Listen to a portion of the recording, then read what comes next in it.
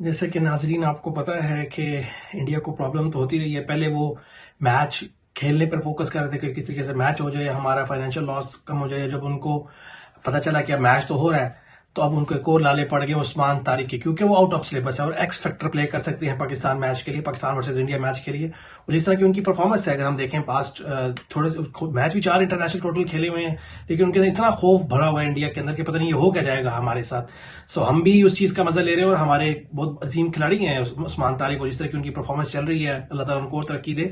अब उनके bowling action पे मुतनाज़ है बार बार, और अभी आईसीसी की गलत उन्होंने क्या नाम है रिपोर्ट भी पब्लिश कर दी, स्टेटमेंट पब्लिश कर दी इलीगल एक्शन इनका, और इनको आईसीसी ने नोटिस दे दिया।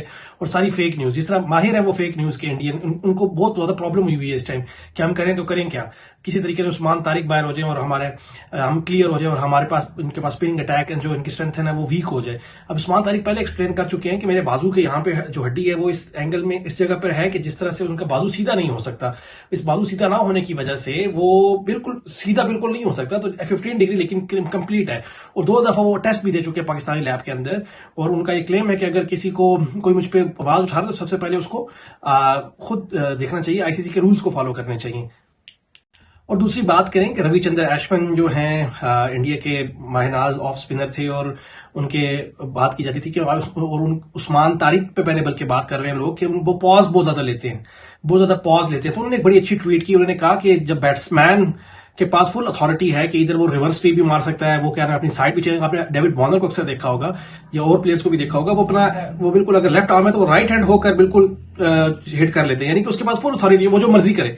तो अश्विन ने कहा कि मेरे बॉलर के पास भी अथॉरिटी होनी चाहिए कि वो बॉल डिलीवर होने से पहले जितनी मर्जी दफा पॉज ले। और आपने देखा होगा पास में मोहम्मद हफीज पॉज लेते थे, फिर उसके अलावा सकलैन मुश्ताक थोड़ा पॉज लेते थे, लेकिन रविचंद्र अश्विन खुद पॉज लेते थे, और अभी उस्मान तारिक पॉज लेते हैं। तो इसमें कोई कबाहत नहीं है, कोई बुरी बात नहीं है, और आईसीसी के रूल्स के अंडर ही है।